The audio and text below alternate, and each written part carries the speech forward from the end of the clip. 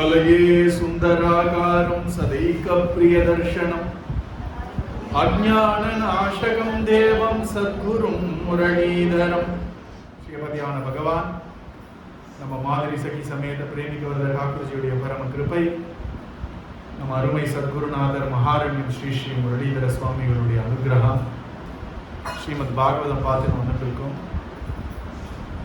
அதில் நாரதருடைய கதையே நாரதர் தான் கதையை சொல்ல விருப்பப்படாம சத்சங்கத்துடைய மகிமை அதை காட்டுறதுக்காக தான் கதையாவே அதை சொல்றார். அந்த சத்சங்கத்துடைய மகிமையை நாரதரை எப்படி உணர்ந்தார் அப்படிங்கிறத வியாசருக்கு சொல்லும் போது ஆச்சரியமான ஒரு விஷயத்தை சொல்றார்.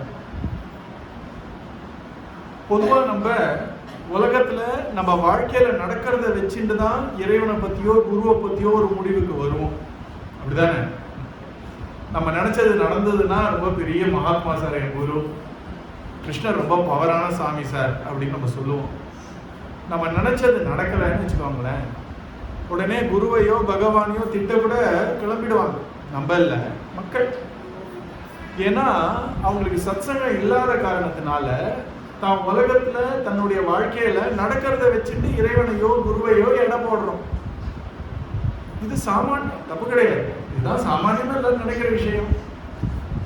ஆனா சத்சங்கத்துக்கு வந்தப்புறம் என்ன பிரயோஜனம் அப்படின்னா, குருவையோ பகவானையோ வச்சுட்டு தான் நடக்கிறத எடை போடுவோம். புரியுதா? நாரதர் அவருக்கு யாரு வரவு? அம்மா தான் வரவு. அம்மா விட்டா வேற கிடையவே கிடையாது அவருக்கு. சின்ன குழந்தை, 6 வயசு கூட இல்லை, சாதுக்களும் கிளம்பி போயாச்சு. கொஞ்சம் மாதங்கள்லயே அகாலமா எக்ஸ்பெக்டே பண்ணாத டைம்ல எதிர்பார்க்காத ஒரு வேலையில தனக்கு இருந்த ஒரே சொந்தம், தன்னை பார்த்துக்கக்கூடிய ஒரே பந்து, தான் உலகமே தான் அம்மான் தானே ஒரு குழந்தை இருக்கும். அப்படிப்பட்ட 6 வயசு குழந்தை ஒரு நாள் காத்தால திடீர்னு பதட்டப்பட்டு பக்கத்து வீட்டுக்காரங்களாம் ஓடி வராங்க. நாரதா நாரதா, நம்ம நிலையெல்லாம் இப்படி இடி விழிஞ்சிருச்சேடா அப்படிங்கிறாங்க. என்ன ஆச்சுன்னு அவர் கேட்கிறார். இப்ப பார்த்தாலும் நாராயண நாமத்தையே பண்ணிட்டு இருக்காரு, ஜபம் தியானம்னு இருக்காரு அவர். அப்போ அவர் சொன்னார், உங்க அம்மாடா, உங்க அருமை அம்மாடா ஒரு பாம்பு தீண்டி போயிட்டாடா அப்படின்னு அழறார். அப்போ அவர் என்ன நினைச்சிருக்கணும்? சத்சங்கம்னு ஒரு இடத்துக்கு வந்தா நல்லது தானே நடக்கணும். சத்சங்கத்துக்கு வந்த அப்புறம் இந்த மாதிரி ஒரு விபத்து எனக்கு நடந்திருக்கேன்னு அவர் நினைக்கல. அவர் என்ன நினைச்சார்? சத்சங்கத்துல வந்ததுனால பகவான் தான் பக்தனுக்கு நல்லதை தான் பண்ணுவான். அந்த நல்லது பண்ணக்கூடிய ஒரு பகவான் நான் சத்சங்கத்தை அட்டென்ட் பண்ண அப்புறம் எங்க அம்மாவுடைய மரணத்துடைய செய்தியை என் காதுல போடுறான் அப்படின்னு அப்படி பாக்குறாரே தவிர, நடந்த ஒரு சம்பவத்தை வச்சுட்டு பகவானை எடை போடல, பகவானை வச்சுட்டு நடந்த சம்பவத்தை எடை போடுற. அவர் நினைக்கிறார், இது மட்டும் நான் சத்சங்கத்துக்கு வரலன்னு வச்சுக்கோங்க, எங்க அம்மா இப்படி போயிட்டாங்க, எனக்கு இருக்கிற ஒரே பந்து இப்படி போயிட்டாங்கன்னு யாராவது சொன்னதை கேட்டு தானே உடஞ்சி போயிருப்பேன். இனிமே வாழ்க்கையில என்ன பண்ண போறேன், யார் எனக்கு சோறு போட போறேன், இனிமே என் வாழ்க்கையை இருண்ட ஒரு அறையா போயிடுத்தேன்னு தானே நான் யோசிக்கணும். எங்க அம்மா இப்போ கிளம்பணுங்கிறது எழுதி வச்சிருக்கு. இது நான் பண்றதுனாலயோ அவங்க பண்ணதுனாலயோ எல்லாம் கிடையாது. இத்தனை கிளம்பணும்னா எழுதி வச்சிருக்கு. இவ்வளவு காலம் தான் இருக்கிறோம்னா அளந்துதான் அனுப்புறான் எல்லாரையும். பகவான் என்ன பண்ணிட்டான், நாரதருடைய அம்மா 6 வயசுலயே கிளம்ப போறா, அதனால 5 வயசுலயே அவனுக்கு சத்சங்கத்தை கொடுத்து அவனுக்கு ஒரு பக்குவத்தை கொடுத்தாதான் அம்மா போற விஷயத்தை அவன் தாங்குவாங்கிறதுக்காக, அம்மா போயிடுவாளேங்கிறதுக்காக சத்சங்கத்தை ஏற்பாடு பண்ணாரே தவிர, சத்சங்கத்தை அட்டென்ட் பண்ணதுனால உடனே அம்மா போகலங்கிறத அவர் புரிஞ்சுட்டார். பக்தானாம் சமவீப்சதா அப்படின்ற, பக்தர்களுக்கு நல்லதையே செய்யக்கூடிய இறைவன் எனக்கு இந்த மாதிரி ஒரு சம்பவம் நடக்கும் பொழுது அது ரொம்ப தாக்கக்கூடாதுங்கிறதுக்காக ஒரு சத்சங்கத்தை கொடுத்து என்னை பக்குவப்படுத்தி இப்படிப்பட்ட ஒரு கனமான ஒரு சம்பவத்தை கூட தாங்குற மாதிரியான பக்குவத்தை கொடுத்தானே கிருஷ்ணான்னு நினைச்சு கிளம்பினாராம். அதனால சத்சங்கத்தை அட்டென்ட் பண்றதுக்கு என்ன ஒரு பிரயோஜனம்னா, நம்ம பகவான் மேலேயும் குரு மேலேயும் இருக்கக்கூடிய நம்பிக்கையை வச்சுட்டு தான் நமக்கு நடக்கக்கூடிய விஷயங்கள்லாம் சரியா தவறான்னு பார்ப்போம். சத்சங்கத்துல இருக்க இருக்க இருக்க அவர் மேல நம்பிக்கை திடப்படப்பட நடக்கக்கூடிய விஷயம் சரியா தவறான்ற விசாரம் கூட வராது. நடந்தது அடுத்தது என்ன பண்ணணும் அப்படின்னு யோசிக்க முடியும். ஏன்னா பகவான் ஒரு காரியம் பண்ணும் பொழுது முதல்ல நல்லது மாதிரி தெரியும், அப்புறம் திருப்பி தவறு மாதிரி தெரியும், திருப்பி நல்லது மாதிரி தெரியும். மனசு மாற மாற நம்ம பார்க்குற கோணமும் மாறும் இல்லையா? நம்மளே நல்ல மூடுல இருந்தோம்னா ஒருத்த திட்டினா கூட பரவாயில்லண்ணா அப்படின்னு தட்டிட்டு போயிடுவோம். நம்ம சாதாரண மூட்ல இல்ல, ரொம்ப டவுன் மூட்ல இருக்கோம்னு வச்சுக்கோங்க, ஒருத்தர் ஏதோ ஒன்று எதிர்ச்சியா சொன்னா கூட அவர் நீ எப்படி இப்படி பேசலாம், நீ எப்படி இப்படி பேசலாம்னு கோபம் வரும். இப்ப நடந்ததுனால நமக்கு கோபம் வரல, நம்ம மனசோட நிலையினால தானே கோபம் வருது.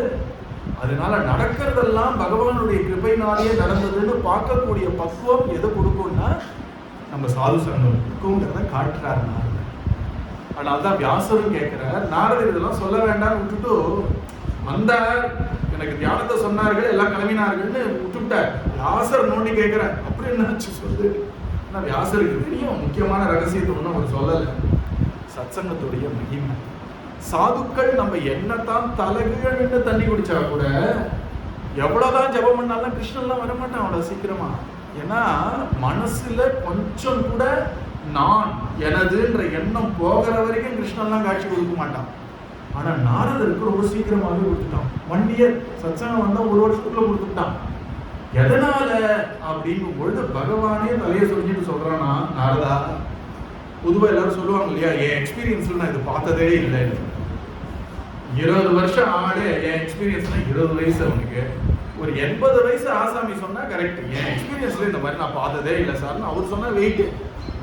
பகவானுக்கு என்ன வயசு, அவர் வயசு எவ்வளவு கோடியோ எண்ணவே முடியாது, அவ்வளோ வயசு எக்ஸ்பீரியன்ஸ்ல பகவான் தலையை சொல்லின்னு சொல்றாங்க, நாரதா இவ்வளவு சீக்கிரமா நான் யார் முன்னாடி என் எக்ஸ்பீரியன்ஸ்ல வந்தது இல்லடா, முன்னாடி வந்துட்டேன்னா அதுக்கு காரணம் நீ பண்ண ஜபம் கிடையாது, நீ பண்ண தியானம் கிடையாது. ஒரு மகான் இந்த நாரதருக்கு கிருஷ்ண தர்ஷனம் ஏற்படணும்னு சங்கல்பம் பண்ணிட்டார். அதனால உனக்கு பக்குவம் இருக்கோ இல்லையோ, என்னுடைய தர்ஷனத்தை நீ தாங்குவியோ மாட்டியோ, இதெல்லாம் நான் காமிச்சப்பறம் தான் யோசிப்பேன். சில பேர் யோசிச்சுட்டு காரியம் பண்ணுவார்கள், சில பேர் காரியம் பண்ணிட்டு யோசிப்பார்கள். பகவான் ஒரு மகாத்மா ஒன்று சொல்லிட்டாருன்னா காரியத்தை முதல்ல பண்ணிட்டு தான் யோசிப்பான் நான் பகவான். ஏன்னா அவர் சொல்லிட்டா பண்ணிடணும். ஏன் அப்படி பகவான் இருக்கான்னா, சாதுக்கள் அப்படி இருக்காரு. பகவான் ஒன்று சொல்லிட்டா சாதுக்கள் அப்படியே பண்ணிடுவாரு. அதனால பகவானே எப்படி இருக்கான், சாதுக்கள் ஒன்று சொல்லிட்டா அப்படியே பண்ணிடுவார். இந்த பகவானுக்கும் சாதுக்களுக்கு என்ன மாதிரி உறவுன்னு பகவான் சொல்லும் போது சொல்றான், ஒரு அற்புதமான கணவனுக்கும் அருமையான மனைவிக்கும் இருக்கக்கூடிய உறவு அப்படின்றான். அற்புதமான கணவன் எப்படி தான் வாழ்க்கையை வாழ்வான் அப்படின்னா, தான் மனைவிக்கு பிடிச்சது அவள் மனம் கோணாம இருக்கணும் அப்படின்னு பார்த்து பார்த்து கணவன் வாழ்வான், அற்புதமான கணவன். அந்த மனைவி எப்படி வாழ்வாள் அப்படின்னா, தான் கணவனுடைய மனம் கோணாமல் வாழணும்னு இவனுக்காக அவ வாழ்வாள், அவனுக்காக இவன் வாழ்வாள். 2 பேருமே குடும்பம், ஆதர்சமான குடும்பம். பகவான் இதை சொல்றான் பாகவதத்துல, ஒரு ரிஷியை பார்த்து சொல்றான், என்ன சாதுக்கள்லாம் என்னை மொத்தமா விலைக்கு வாங்கிட்டார்களா, அவர்கள் அன்புனால நான் சாதுக்களுக்கு மொத்தமா கட்டுப்பட்டவனாகவே இருக்கிறேன். ஏன் அப்படின்னா அவர்கள் எனக்காகவே வாழ்கிறார்கள். அதனால நான் என்ன முடிவு பண்ணிட்டேன்னா அவருக்காகவே நான் வாழ்வேன். இந்த உலகையே பகவான் படைக்கிறான்னா நம்ம மாதிரி கிருஷ்ண பக்தாளுக்காக தான் படைக்கிறான். இதை சொல்றான் பகவான். பிரம்மா சொல்றார், படைச்சவர் சொல்றார், உலகமே எதுக்கு படைச்சிருக்கான்னா பகவான் பக்தர்கள் சந்தோஷமா இருக்கணும்னு படைச்சிருக்கான். படைச்ச அப்புறம் பக்தர்கள் இல்லாதவனும் கொஞ்சம் ஏதாவது அனுபவிச்சு போகணும், ஃப்ரீ கிஃப்ட் மாதிரி கொடுக்குறானே தவிர பகவானுடைய தாற்பயம் பக்தர்களுக்கு அனுகிரகம் பண்ணணும், அருள் செய்யணும்னு நாரதருக்கு அது புரியாது. அதை காட்டுறது முதல்ல எடுத்த உடனே நாரதர். சத்சங்கத்தை 4 மாசம் தான் சத்சங்கம் அப்படின்னா பார்த்துக்கோங்க, அந்த சாதுக்கள் எவ்வளவு பெரிய மகான்களா இருக்கணும். 4 மாசத்துல பிரட்டி போட்டார் நாரதரை, அப்படி பெரிய மகான் ஆகிட்டார். அவ்வளவு பக்குவம் வந்துருக்கு அவருக்கு. அப்படிப்பட்ட நாரதர் தான் சொந்த அம்மா வைகுண்டம் கிளம்பி போகும்போது கூட இதெல்லாம் இறைவன் அருளாக தான் நடக்கிறது நினைச்ச நாரதரை பார்த்து பகவான் சொல்றான்னா, உனக்கு பக்குவம் இல்லடா, அதனால திருப்பி தரிசனம் கொடுக்க முடியாது. நாரதர் நினைச்சாரா, நீ தரிசனம் கொடுக்கலன்னு எனக்கு என்ன, உன் நாமம் இருக்கு இல்லையா, உன் ரூபத்தை உன்னால மறைக்க முடியும், உன் நாமத்தை ஒன்னால கூட மறைக்க முடியாது. எப்போ ஒரு குரு நம்ம நாட்டில் ஒரு நாமத்தை போட்டாரோ, உபச்சாரத்துக்கு சொல்றேன், பகவானே நினைச்சாலும் எடுக்க முடியாதான், குரு அப்படி போட்டு வச்சுருவாரா நாமம். அதனால சத்சங்கத்துடைய மேன்மையை காட்டுறார் நாரதர். அப்படி ஒரு பக்குவத்தை ஏற்படுத்தும் சத்சங்கம். சத்சங்கமோ ஒரு குருவோட சங்கமோ எதற்காகனா அந்த பக்குவம் வரதுக்காக தான். மற்றதெல்லாம் நம்ம தலையில் எழுதபடியே தான் முக்கால்வாசி நடக்கும். ரொம்ப கைமீறி போச்சுன்னா தான் குருநாதர் வந்து அதை மாற்றுவாரே தவிர சின்ன சின்ன விஷயத்துக்கெல்லாம் அவர் தலையிட மாட்டார். தலையிட்டா நிறைய குழப்பங்கள்லாம் ஏற்படும். ரொம்ப கைமீறிய விஷயம்னு ஒன்று இருக்கும் பொழுது அவர் நம் பொருட்டு பிரார்த்தனை பண்ணி அதை மாற்றுவார். அது அவரால் முடியும், கர்மாவெல்லாம் மாற்ற முடியும். ஆனால் சும்மா பொழுது போகாமல் மாற்றிட்டு இருக்கவும் மாட்டார் இல்லையா? இந்த பக்குவத்தை கொடுப்பார். அதனால இங்கே நாரதர் கதையில் சத்சங்க மகிமையை காட்டுறார். இதே சத்சங்கத்தை தான் திரௌபதியும் அனுபவிக்கிறான்.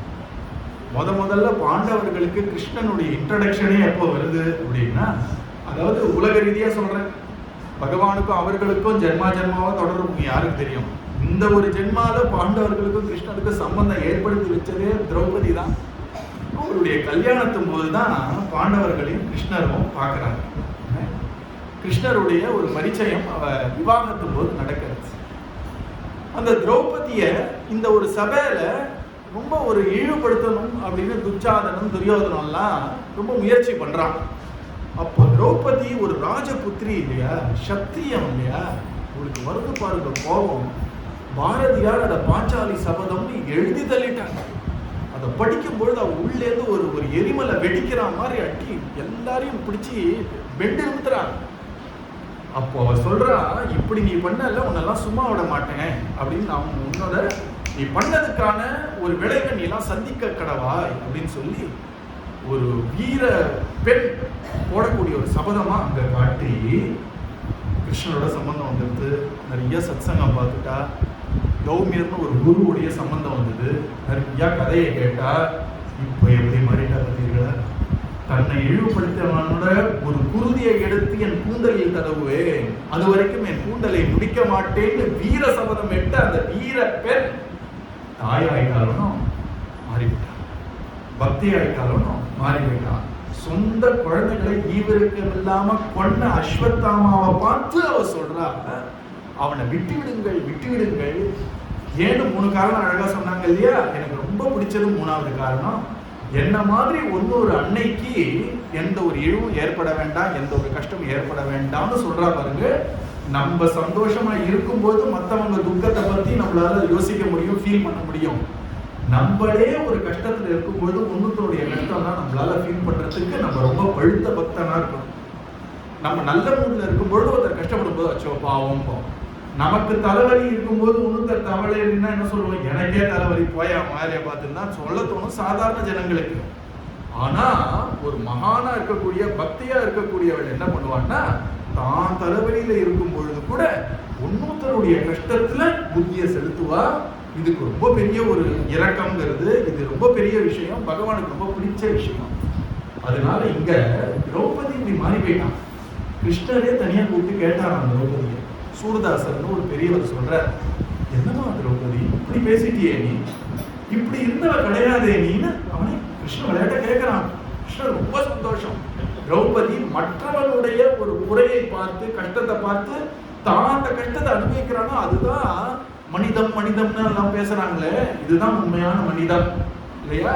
அப்படிப்பட்ட மனித தன்மை ஒரு தெய்வத்தன்மை மாதிரி உனக்கு வந்துருது, எப்படிமா வந்தது அப்படின்னு கேட்கும் பொழுது திரௌபதி சொல்ற,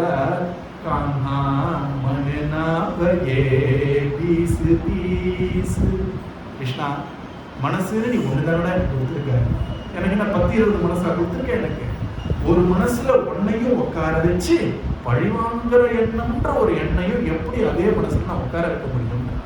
நீ உட்காரக்கூடிய அந்த இதயத்துல ஒருத்தன் மேல நான் பழிவாங்கணும், அவனை அழியணும் அப்படின்ற வெறுப்புணர்வு எனக்கு எப்படி வரும்?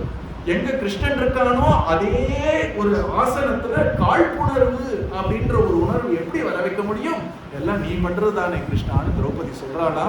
அப்படி அழகா இந்த திரௌபதி எப்படி இருந்தவள் போக போக போக போக அனுபவங்கள்னாலையும் சத்சங்கத்தினாலையும் எப்படி மாறுறாங்க. இதுதான் கண்ணன் பண்ணக்கூடிய ஒரு அதிசயம். மலையை தூக்கினது கூட பெரிய அதிசயம் இல்லை. அங்க கண்ணனோட சம்பந்தப்படக்கூடிய ஒவ்வொரு பக்தரையும் அவன் மாற்றக்கூடிய ஒரு அழகுதான் மகாபாரதத்திலையும் தெரியுது, இன்னி வரைக்கும் எல்லாருடைய வாழ்க்கையிலும் தெரியாது. அப்படிப்பட்ட திரௌபதி அவளுடைய ஒரு ஒரு பெருமையை பார்த்து எல்லாரும் ஆடி விட்டார்கள். அந்த திரௌபதி அஸ்வத்தாமா விடுன்னு சொல்றான். ஆனா அஸ்வத்தாமாக்கு அவ்வளவு பெரிய மனசு இல்லை. இவன் எனக்கு உயிர் பிச்சை கொடுத்து நான் என்ன வாழறது அப்படிதான் அவனும் யோசிக்கிறான். பழிவாங்கிற எண்ணம்னு ஒன்று வந்துருச்சுன்னா ஆளையே மிருகமாக்கி இல்லையா?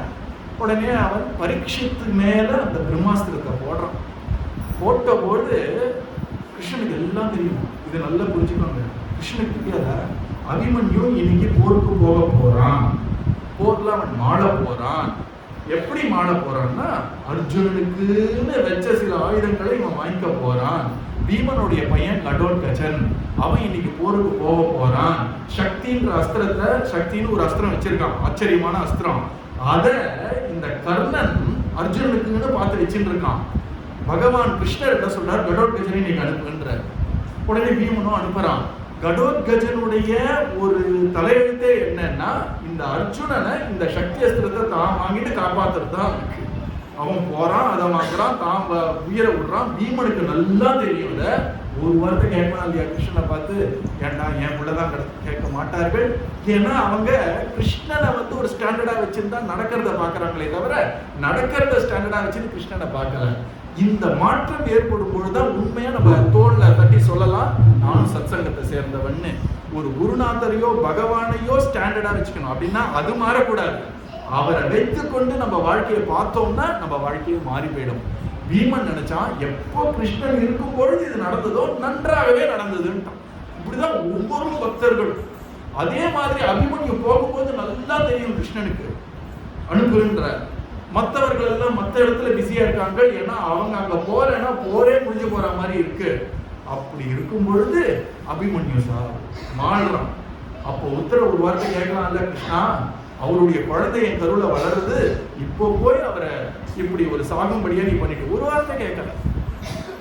அவ கிளம்பும் போது உத்தர சொல்றான், எனக்கு நிறைய சகுனங்கள்லாம் சரியா இல்ல, இன்னைக்கு நீங்க போகாதீர்கள். அபிமன்யு சொல்றான், என்னமா சொல்ற, ஒரு வீரனா பிறந்துட்டு மரணத்துக்கு பயந்தோன்னா அப்படி என்ன வீரன் அப்படின்னு சொல்லிட்டு போறான்.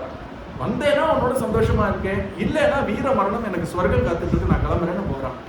அப்போ உத்தர ஒரு வார்த்தை கேட்கணும்ல, கிருஷ்ணா ஏன் இப்படி நடந்தது, ஏன் இப்படி பண்ற? இந்த ஏன்ற கேள்வியே எந்த பக்தருக்குமே கேட்கறதில்ல பார்த்தீங்களா? ஏன்ற கேள்வியே வராது யாருக்கும். இனிமேல் என்ன பண்ணணுன்ற கேள்விதான் வரும் எல்லாருக்கும். அதனால இங்க ரொம்ப அழகா பாகவத சத்சங்கத்துல காட்டிட்டே வரும்போது ஒருத்தருடைய கேரக்டர் காட்டிட்டே வரும். ஏன் மெனக்கெட்டு திரௌபதியை பத்தி உத்தரையை பத்தி எல்லாம் சொல்லணும், அர்ஜுனனை பத்தி. அர்ஜுனன் ஒரு வார்த்தை கேட்டானா, பிரம்மாஸ்திரத்துக்கு பிரம்மாஸ்திரம் போடுடா அப்படின்னா ஒரு சத்திரியம் பண்ணக்கூடாது. அதை பார்க்க போனா தர்மமே கிடையாது. என்ன சொல்றான்னா, இது பகவதா புரோக்தம், பகவானுடைய வாக்குல வந்ததுனால இனிமே நான் என்ன கேள்வி கேட்கறதுன்னா, முட்டாளான போட்டோ திரும்பி போட்டுட்டு கேள்வி கேட்க என்ன பண்றது, ரெண்டையும் எடுறாங்கல்ல எடுத்துட்டோம். இதுதான் பக்தனுக்கு ஒரு அழகு. எதுக்கு இதெல்லாம் காட்டுறாருன்னா, பரீட்சித்தை சாதாரணமா நினைக்காத, அவன் அம்மா எப்படிப்பட்டவன் நான் காட்டுறேன், அவ அப்பா எப்படிப்பட்டவன் காட்டுறேன், அவ தாத்தா எப்படிப்பட்டவன் காட்டுறேன், அவ பாட்டி எப்படிப்பட்டவன் காட்டுறேன், அவ பாட்டியோட அம்மா கொள்ளு பாட்டின்பாங்க, அந்த கொள்ளு பாட்டியோட குந்தி எப்படிப்பட்டவன் காட்டுறேன். அப்படிப்பட்ட வைஷ்ணவர்களை எண்ணி எண்ணி எண்ணி எண்ணி இருக்கக்கூடிய அந்த ஒரு குடும்பம், அந்த குடும்பத்துல ஒரு குழந்தை பிறந்ததுன்னா அது வைஷ்ணவனா இருக்காதான்னு காட்டுறேன். பரீட்சித்தோட பெருமையை காட்டுறதுக்காக குடும்பத்தோடைய பெருமை வச்சு ஆரம்பிக்கிறாரு. ஒத்தொத்தரும் அப்படின்னா இருக்காரு. அவர்கள் என்ன பார்ப்பார்கள்னா, எப்போ கிருஷ்ணன் நம்ம பக்கம் இருக்கானோ நடந்ததா சரியா தான் நடந்ததும் பாரு. இதுக்கு அழகா குருநாதர் ஒரு கதை சொல்லுவார். என்னன்னா, ஒரு ஆள் இருந்தான் ஒரு கிராமத்துல. அவன்கிட்ட ஒரே ஒரு குதிரை. அந்த குதிரையை அப்படி குதிரை ஓட்டம், அந்த குதிரையை கொஞ்சம் லீஸுக்கு விட்டு இப்படிதான் அவன் பழகினான். அவனுக்கு ஒரே பையன். அந்த ஒரே பையன் ஏதோ வாழ்ந்துட்டு இருக்கார்கள். ஆனா அவன் அப்படி ஒரு கிருஷ்ண பக்தன். யார் என்ன கேட்டாலும் சும்மா வாய் பேச்சு இல்லை, உண்மையே ஹிருதயத்துல நினைப்பானா, கிருஷ்ண கிருப்பையால சரியாதான் நடந்ததுமா என்ன ஆனாலும். ஏன்னா அவன் கிருஷ்ணனை இறக்க விரும்பல. வாழ்க்கையில இருக்கக்கூடிய மேற்கீழ் எல்லாம் நடந்ததெல்லாம் சரியா நடந்தது, அதுக்காக என் கிருஷ்ணனை நான் விட்டு கொடுக்க மாட்டேன். இது இந்த ஜென்மத்தில் நடக்கிற விஷயம். எனக்கு கிருஷ்ணனுக்கு ஜென்ம ஜென்மமா பந்தம் இருக்கு. இதோ ஒரு நாள் 2 நாள் கூத்துக்காக நான் பல வருஷங்களுடைய நட்பை நான் விடுவேனா அப்படின்னு நம்மளே சொல்றோமே, அந்த மாதிரி அவர் நினைப்பார். அவர் ஒரு நாள் என்ன பண்ணார், அந்த ஒரு குதிரை இருந்தது. அந்த குதிரை திடீர்னு ஒரு நாள் காணாம போச்சு. உடனே அக்கம் பக்கம் எல்லாரும் வந்துட்டாங்க. எல்லாம் இப்படி வருவாங்க இல்லையா, இவனா கேட்டதெல்லாம் உண்மையாப்பான்னு வந்தார். நீ என்ன தான் பக்தி பண்ணியோ பாவம், உனக்கு இருக்கிற ஒரே பொழப்பு அது போச்சே பாரு, நடந்ததெல்லாம் சரியாத்தான் இருக்கு, கிருஷ்ண எல்லாம் சரியாத்தான் பண்ணுமா, கிருஷ்ண கிருபையினாலே என் குதிரை இன்னைக்கு காணாம போச்சுன்னா. சரியான முட்டான்னு கிளம்பி போயிடுச்சுலாம். இந்த குதிரை என்ன பண்ணிட்டு காட்டு பக்கம் போய் 1-2 ஃப்ரெண்டு குதிரையை பிடிச்சின்னு வந்துருச்சு. 3 குதிரை ஆச்சா. அக்கம் பக்கம் வந்தாங்க, பாத்தீங்களா அதே கை இப்படிதான் ஆட்டுவாங்க. ஆனா ஆட்டுற ஸ்பீட்ல தெரியும் அவங்க நமக்கு சப்போர்ட்டா பேசுறாங்களா அகைன்ஸ்டா பேசுறாங்க. நீ நடந்தது, நீ சொன்னது ரைட்டா பாரு, நல்லது நடந்திருக்கு பாரு. நல்லது நடக்கல, கெடுதலும் நடக்கல, எல்லாம் சரியா தான் நடக்கிறது, கிருஷ்ண கிருபையினால வந்து. இது அவங்களுக்கு புரியுது. ஒண்ணுக்கு இப்ப 3 பங்கு இல்ல வருமானம். 2 நாள் ஆச்சு. இந்த காட்டு குதிரை இருக்கு இல்லையா, இந்த காட்டு குதிரையை கொஞ்சம் வழிக்கு கொண்டு வரணும்ல. இந்த பையன் 18 வயசு பையன் பாவம், அவன் அந்த குதிரை மேல ஏறி அதை சரி பண்ற பேர் வழின்னு நின்னா போத்து விழுந்தா, கால் உடைஞ்சு போச்சு. வந்தாங்க அத்தனை பேரும், இப்படி அடிச்சடா ஒரே புள்ள. அவங்களுக்கே தெரியும் இப்ப என்ன சொல்ல போறான்னு. இது ஒன்றும் கஷ்டமும் கிடையாது, லாபமும் கிடையாது, கிருஷ்ணனுடைய கிருப்பை எல்லாம் சரியா தான் நடக்குது. கிட்ட பேசி பிரயோஜனம் எல்லாம் கிளம்பினாங்க. இது சொல்லுவாங்களே திருப்பி வருவாங்க. உடனே இந்த பையனுக்கு கேஸ்ட் போட்டாங்க, படுக்க வச்சுட்டாங்க. வீட்டுல படுக்க வச்சுட்டாங்களா, உடனே என்ன ஆச்சு அப்படின்னா, பக்கத்துல இருக்கக்கூடிய ராஜா, எனக்கு போர் காலம் வந்துருச்சு, 16 வயசுக்கு மேல இருக்கக்கூடிய பசங்க எல்லாரும் போருக்கு வந்தாகணும், மேண்டேட்டரிட்டார். எல்லார் வீட்டுல இருந்து தான் பிள்ளைய அனுப்பி விட்டாங்க போருக்கு. ஆனா இந்த பிள்ளை கால் உடைச்சுன்னு படுத்ததுனால அவன் போருக்கு போகல. போனவங்க யாரும் திரும்பி வரல. இவன் பையன் தான் உழைச்சான். பக்கத்து வீட்டுக்காரங்க நிறுத்திட்டாங்க. புரிஞ்சிருது அவங்களுக்கு. இப்ப நல்லதா இருக்கிறது நாளைக்கு கெடுதலா இருக்கு, திருப்பி நல்லது மாதிரி தெரியுது, திருப்பி கெடுதல் மாதிரி தெரியுது. அனாவசியமா மனசை இதை அழுத்துக்க வேண்டாம். மனசை கிருஷ்ணனுடைய கிருப்பைன்ற நம்பிக்கையில ஸ்திரமா வச்சோன்னா, ஒரு குதிரை காணாம போனது நஷ்டம் மாதிரி இருந்தது, 2 குதிரையோட வந்தது லாபம் மாதிரி இருந்தது, அந்த குதிரை இவனை தள்ளி விட்டது நஷ்டம் மாதிரி இருந்தது, திருப்பி அவன் வந்து படுத்துன்றதுனால அவன் போர்ல போய் மாறாம இருக்கிறதுங்கிறது லாபம் மாதிரி இருந்ததுன்னும் பொழுது, இன்னைக்கு நல்லது மாதிரி இருக்கும், நாளைக்கு கெடுதல் மாதிரி இருக்கும். அனாவசியமா வாழ்க்கையோ நம்ம மனசையோ இதை போட்டு செலுத்தினோம்னா நம்ம நிம்மதியா இருக்க முடியாது. அதுக்கு கிருஷ்ணன் மேல, குருநாதர் மேல ஒரு நம்பிக்கை அப்படின்னு ஸ்திரமா வச்சோம்னா வாழ்க்கையில என்ன நடந்தாலும் அமைதியா இருக்கலாம், செய்ய வேண்டியதை கரெக்டா செய்ய முடியும் இல்லையா? இதை காட்டுறாது பாகவதத்துல சத்சங்கத்துல இதை காட்டிட்டே வருது. அதனால இங்க குந்தி தேவின்னு இருக்கா இல்லையா, அவ படாத கஷ்டம் யாருமே பட்டிருக்க. என்ன கஷ்டப்பட்டிருக்கா? முதல்ல அவ கல்யாணம் ஆகி வந்தான். கல்யாணம் ஆகி வந்த உடனேயே பாண்டுவுக்கு ஒரு சின்ன சாபம் வந்துருச்சு.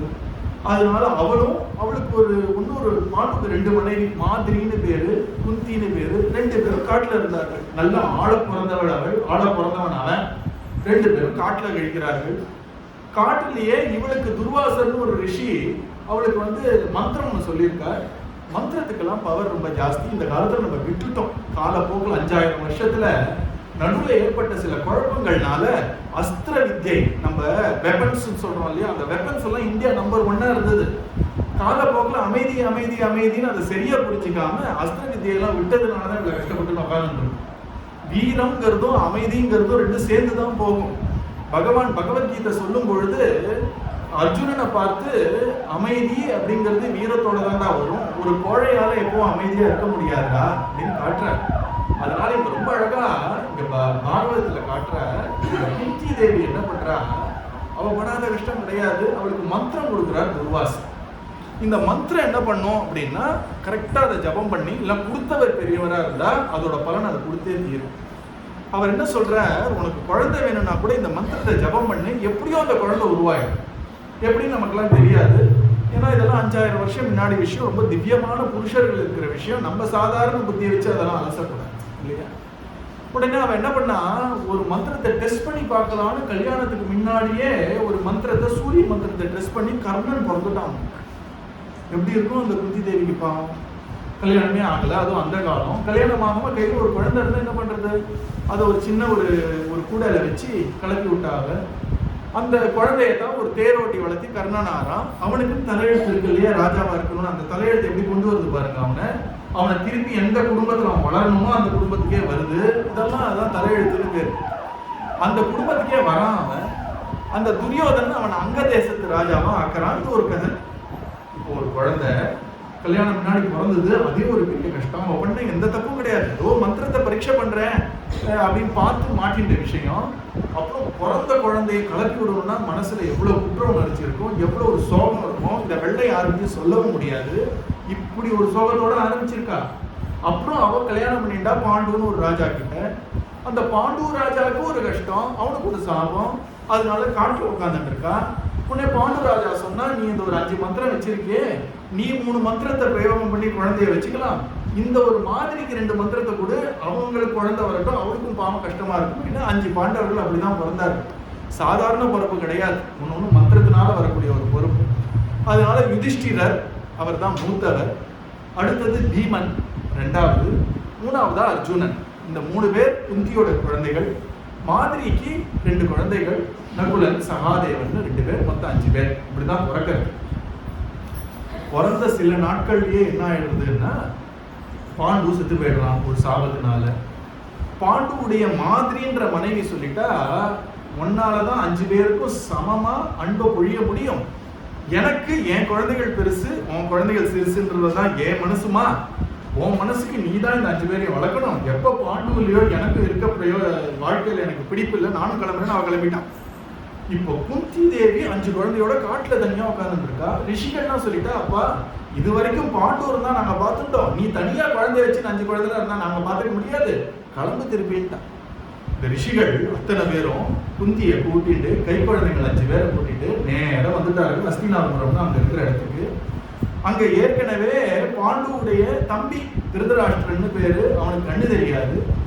அவன் ஒரு காந்தாரின்னு ஒரு பெண்ணை மனம் புரிந்து, இந்த காந்தாரின்னு வந்த இடம் தான் காண்டஹார்னு இப்போ ஆப்கானிஸ்தான்ல இருக்கு இல்லையா, அந்த ஊர்காரி, அவ பேர் தான் இப்போ இருக்கு, காண்டஹார்னு பேர் இருக்கு. அது காந்தாரி தான் காண்டஹார்னு பேர், இந்த ஊர் ஆப்கானிஸ்தான்ல இருக்கிற ஊர்.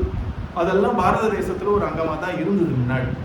உடனே வரார், உடனே விதுரர் இவங்க 2 பேருக்கும் ஒரு தம்பி மாதிரி ஒரு அமைச்சர் அவர்கள் கிட்ட பொறுப்பை கொடுக்கிறார். முதல்ல வந்தபோது திருதராஷ்டிரனுக்கு சந்தோஷம் தான், பாண்டுனா அவனுக்கு பிடிக்கும் தான், இந்த குழந்தைகளை நாங்க பாத்துக்கிறோம்னா.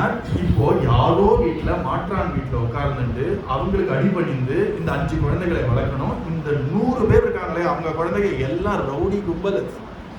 அவங்களோட இந்த 5 குழந்தைய எந்த ஒரு ஆதரவும் இல்லாம எந்த ஒரு பவரும் இல்லாம ஒரு அம்மா தனியா வளர்க்கணும்னா எவ்வளவு பெரிய கஷ்டம். வளர்க்க ஆரம்பிக்கிறான். வளர்க்க ஆரம்பிக்கும் பொழுது கொஞ்சம் கொஞ்சமா தெரியறது, விளையும் பயிலும் முளையிலே தெரியும்ன்ற மாதிரி இந்த 5 பாண்டவர்களும் அப்படி ஷார்ப்பா இருக்காங்க, ரொம்ப புத்திசாலியா இருக்காங்க, பராக்கிரமசாலியா இருக்கார்கள். அதுல பீமன் அத்தனை பேரும் தனியாவே பிடிச்சி பின்னு கட்டுறான். இந்த சைடு 10 பேர், இந்த சைடு 10 பேர் கௌரவங்களை அப்படியே பிடிச்சின்னு வருவானா. நீச்சல் கத்துக்கணும்னு கேட்டாங்க, அவ்வளவுதான், நான் கத்து தரேன், இங்க 5 இங்க 5 குடினான். எல்லாத்தையும் கங்காராம தூக்கி போட்டான். எல்லாரும் ஓய் ஓய் ஓய் கியோமியோன்னு கத்துறது. அப்புறம் ஒவ்வொரு சிண்டா பிடிச்சி இப்படி தூக்கி போடுவானா. இனிமே நீ எதுவுமே சொல்லி கொடுக்க வேண்டாம், நீ கவலைப்படாத, இது வெளில சொல்லாத, 90 பேர் இருக்காங்களா அத்தனை பேருக்கு நான் தான் சொல்லி தர போறேன். எல்லாம் இந்த பீமனை பார்த்தா கொலை நடுக்கும் இந்த பசங்களுக்கு எல்லாம் போய் சொல்றதுங்க. ஒரு மாமா உட்காந்துட்டு இருக்காங்க, இந்த காந்தாரியோடைய ஒரு சகோதரன் சகுனின்னு பேரு. அவன் எதிர்க்காக வந்திருக்கான் தெரியுமா, இந்த காந்தாரிய திருதராஷ்டிரன் கண்ணு தெரியாதுன்ற உண்மையை சொல்லாம என் தங்கை வாழ்க்கையை கெடுத்த இந்த குலத்தையே நாசம் பண்ணுவேன்னு உட்கார்ந்து இருக்கான். அவனுக்கு ஒன்றும் திருதராஷ்டிரன் மேலேயோ கௌரவன் மேலேயெல்லாம் பாசம் கிடையாது, அவன் ஒரு பழி வாங்கணும்னு உட்கார்ந்து இருக்கான். இது பாருங்க, ஒரு ராஜ குடும்பம்னா எவ்வளவு கஷ்டம் பாருங்க.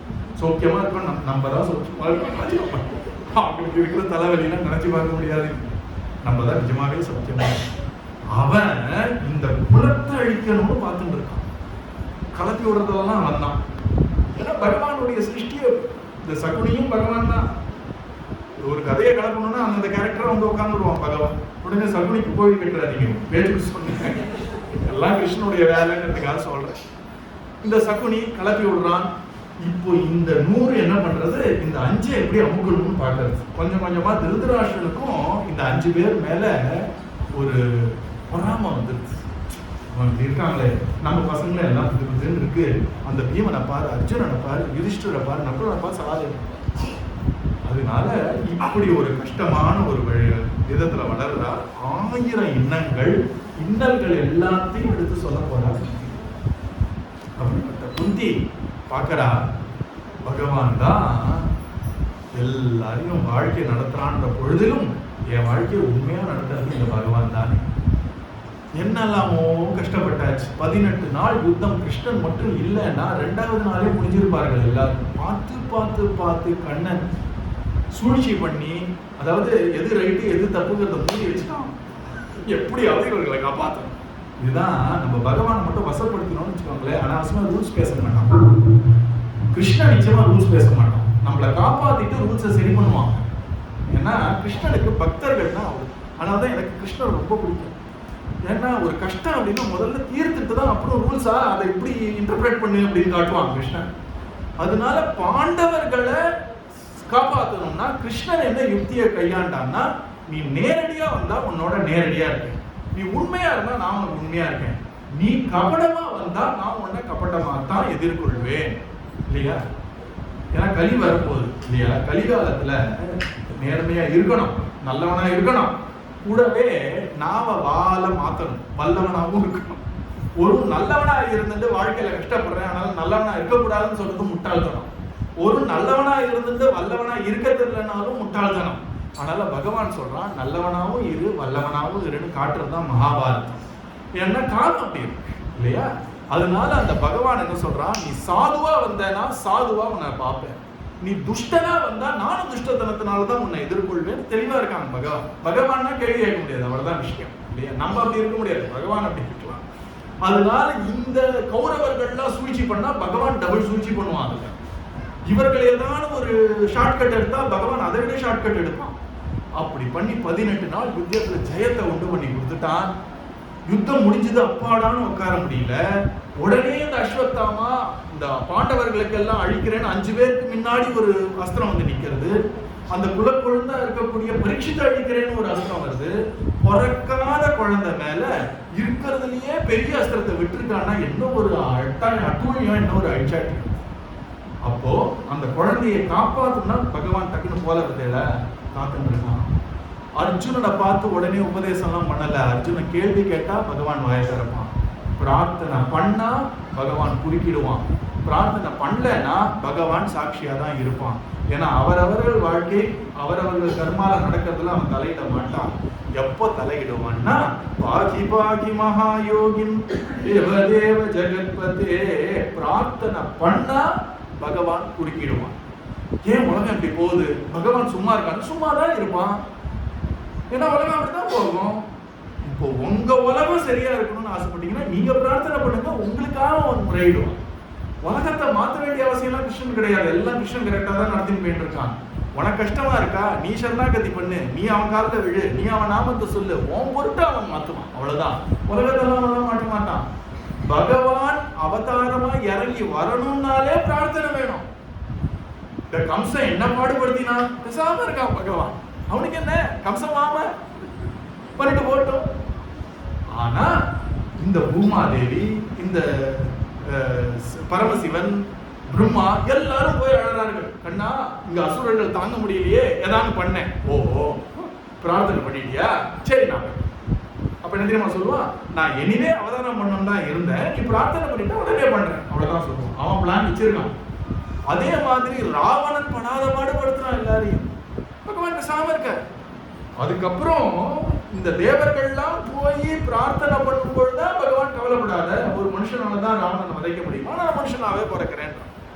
அவதாரம் பண்றது கூட பிரார்த்தனை மூலமா தான்.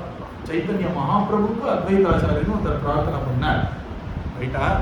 அதனால பிரார்த்தனை இல்லாம பகவான் குறிக்கிடவே மாட்டான், பேசாம இருப்பான் பகவான். ஏன்னா அவனுக்கு இதெல்லாம் ஒரு கனவு மாதிரி. உங்களுக்கு கஷ்டமா இருந்தா நீங்க போய் காலில் விழணுமே தவிர அவனை கேள்வி கேட்டோம்னு ஆக போறது இல்லை. அதனால நீங்க பிரகலாதன் இருந்தார் இல்லையா, அவன் அப்பா இருந்தானே இரண்யகசிபு, எவ்வளவு நாள் கொடூரமான ஆட்சி பண்ணான்னு நினைச்சு பாத்துறீங்களா? எவ்வளவு ஆண்டுன்னு நினைக்கிறீங்க நீங்க? 71 சதுர்யுகமா அப்படின்னா ஒரு 10 0 போட்டுக்கோங்க. அவ்வளவு வருஷம் போட்டு வெட்டி நிமித்தனா எல்லாரையும். இந்த இந்திரன் என்ன பண்ணுவானா, அவர் வந்தா கையை அப்படி தூக்கி நிக்கணுமா. ஒரு வாட்டி இந்திரன் கை தூக்காம இப்படி இருந்தான்னு உடனே டேய் அப்படின்னு அட்டவான்னு கை வைத்தவனுக்கு. அதுல இந்திரன் முடிவு பண்ணிட்டான், இந்த பக்கம் வராரோ இல்லையோ எப்பவுமே இப்படியே இருப்போம், ஏன்னா நாளைக்கு தான் பண்ணி அப்படி வந்துட்டு அவன் சொல்றான், அந்த கையை இறக்கிறதே இப்ப கஷ்டமா இருக்குப்பா அப்படின்றான். அவ்வளவு கொடூரம் படுத்திருக்கான், பேசாம இருக்காரு பகவான். தேவர்கள்லாம் போய் சொல்றார்கள், பகவானே இரண்யகசிபு பாடு சைக்கிளையே ரொம்ப கஷ்டமா இருக்கே, என்ன பண்ண போறீர்கள்? ஓஹோ சரியான காலம் வரும், கவலைப்படாத அப்படின்றான். என்ன காலம் வரணும், நீங்க என்ன ஜோசியர் மாதிரி பேசுறீங்க, எனக்கு கஷ்டமா இருக்குன்னா நல்ல காலம் வரும்போது எல்லாம் சரியா போயிடும்னா என்ன பிரயோஜனம்? எந்த காலத்துல நீங்க வருவீங்க? ஒரு பக்தன் வருவான், அவன்கிட்ட இவன் வாலாட்டுவான், அப்ப நான் வரேன் அப்படின்றான். உடனே இந்த தேவர்கள்லாம் பார்த்தா அவன் அழியணும்னு நாங்கள் அழுதுட்டு இருக்கோம், எங்களெல்லாம் பார்த்தா பக்தரா தெரியலையான்னு. பகவான் சொன்னா இவரும் பக்தர்கள் தான், ஆனா அவன் மாதிரி கிடையாதுன்ற. ஏன்னா அவனை இவ்வளவு படுத்தியும் அவன் ஒரு வார்த்தை கூட எங்க அப்பா அழியணும்னு நினைச்சதே கிடையாது. நீங்க பாருங்க, கொஞ்சம் கை தூக்கிறதுக்கே அவன் அழியணும்னு கேட்கிறீர்கள். அந்த பக்தன் வேற, நீங்க வேறதான். அவன் வரட்டும், அவன்கிட்ட அவன் வாலாட்டட்டும், அப்போ என் பக்தன் இங்க இருக்கான் பகவான் சொல்லட்டும், எந்த தூணை காட்டினாலும் உடச்சிட்டு வெளில வரேன்றான் பகவான். அதனால ஞாபகம் வச்சுக்கோங்க, பகவானுக்கு உலகம் இப்படிதான் போகணும் அப்படிதான் போகணும் அப்படின்னு நம்மள மாதிரி சங்கல்பம் இல்ல. அவங்க ஒரு சங்கல்பத்துல ஓட்டிட்டு இருக்காங்க, அவங்க ஒரு எண்ணத்துல.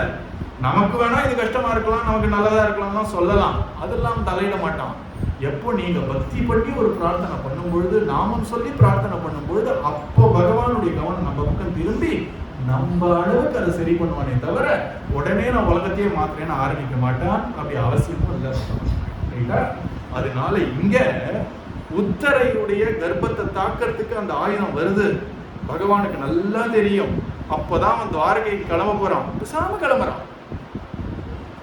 எப்போ உத்தர ஓடி வந்து பகவானுடைய சரணத்துல விழுந்து, நான் போனாலும் பரவாயில்ல, என் கர்ப்பத்தை நீ காப்பாத்துன்னு சரணாகதி பண்ண உடனே பகவான் சொன்னானா, உன் குழந்தைய இந்த உலகத்துல மட்டும் இல்ல 3 உலகத்தையும் நான் காப்பாத்துவேன். எப்படி 3 உலகத்துல காப்பாத்துவேன்? அவன் பிறக்காம அழியாம நான் பாத்துக்கிறேன், நிச்சயமா பிறப்பான். பிறந்த அப்புறம் வாழ்க்கைன்னு ஒண்ணு இருக்கு இல்லையா, அந்த வாழ்க்கையோட பிரயோஜனம்னு ஒண்ணு இருக்கு இல்லையா, அந்த பிரயோஜனம்ங்கிறது கிருஷ்ணன் அடையிறது தானே. அதனால கிருஷ்ணன் அப்பவே முடிவு பண்ணிட்டான். இப்போ உத்திர தான் குழந்தைக்காக பிரார்த்தனை பண்ணா, என் குழந்தை பிழைக்கணும்னு பிரார்த்தனை பண்ணா, சரீரம் பிழைச்சா போறாது, ஆன்மாவும் பிழைக்கணும்னு, சரீரம் பிழைக்கிறதுக்காக என் சுதர்சன சக்கரத்தை வச்சு அதை காப்பாத்துறேன். அவன் என்ன அடையணுங்கிறதுக்காக ஒரு குருவை அனுப்பி அந்த குழந்தைக்கு நான் பாகவதன் கேட்க வச்சு நான் என் சரணத்துல சேர்த்துப்பேன்னு அது வரைக்கும் பகவான் காப்பாத்துறான். நம்ம பிரார்த்தனை பண்ணது இவன் உயிர் பிழைக்கணும்னு, ஆனா பகவான் கிட்ட எப்போ வந்துட்டோமோ நம்ம கேட்டதை விட ஒரு கோடி மடங்கு திருப்பி கொடுத்துட்டு போயிடுவான். ஏன்னா சரணாகதி பண்ணும் நாமும் சொல்லி அழுதோம். அதனால இங்க பகவான் ரொம்ப அழகா பரீட்சித்தை காப்பாத்துறான். இந்த குந்தி தேவி அத்தனையும் பார்க்கிறான். குந்தி தேவி பகவானுக்கே ஒரு 80-90 வயசு இருக்கும் இல்லையா.